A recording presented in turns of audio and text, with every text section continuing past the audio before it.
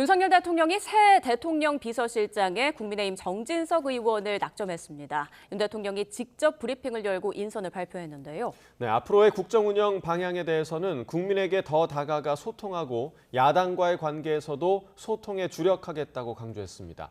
취재기자 연결합니다. 강희경 기자. 네, 용산 대통령실입니다. 네, 윤 대통령 발표 내용 자세히 전해주시죠. 네, 윤석열 대통령이 오늘 오전 생중계로 새 대통령 비서실장 인선을 직접 발표했습니다. 윤 대통령은 신임 비서실장에 정진석 의원을 임명하기로 했다고 밝혔습니다. 현역 의원인 만큼 의원직에서 사퇴하는 대로 임명 절차를 밟을 것으로 보입니다. 윤 대통령은 정 의원이 15년간 기자로 근무한 뒤 5선 국회의원을 역임한 인물로 우리나라 정계에서 두루 원만한 관계를 하는 것으로 알려져 있다고 소개했습니다.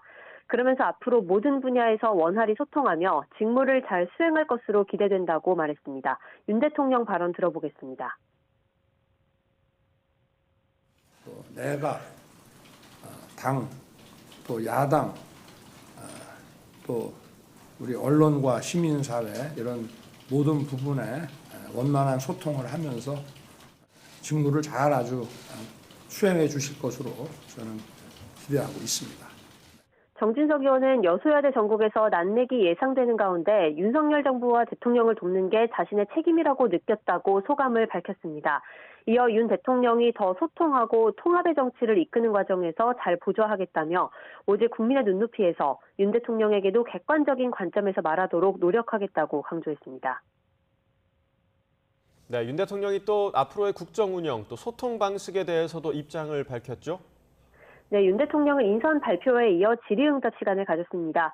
윤 대통령의 기자회견은 지난 2022년 8월 취임 100일 회견이 마지막이었고 도어 스태핑도 2022년 11월 이후 중단됐습니다. 지난해 5월 진행된 오찬 간담회가 비공식이었다는 점을 고려할 때 공식 석상에서 질문을 받은 건 1년 5개월 만입니다. 윤 대통령은 먼저 정치하는 대통령이 되겠다고 말한 것과 관련해 앞으로 메시지를 낼 때 평균적인 국민이 이해하고 알기 쉽게 하자는 뜻으로 용산 참모들에게 당부한 것이라고 설명했습니다.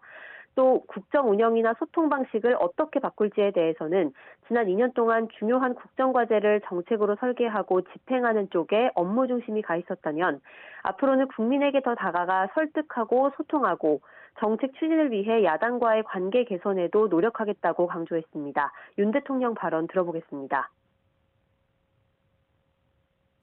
우리가 나가는 방향에 대해서 더 설득하고 소통하고 또 이러한 정책 추진을 위해서 여야 당과의 관계뿐 아니라 야당과의 관계도 더 좀 설득하고 소통하는 데 주력을 하겠다는.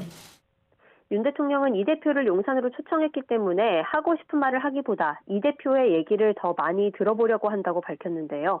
그동안 여야의 입장이 극명하게 차이가 났는데 서로 의견을 좁히고 합의할 수 있는 민생 의제를 찾아서 국민 민생 안정을 위해 노력하자는 얘기를 나누게 될 것 같다고 전망했습니다. 그러면서 어떤 의제에도 제한을 두지 않고 다양하게 대화를 나눠보겠다고 강조했습니다. 지금까지 용산 대통령실에서 YTN 강희경입니다.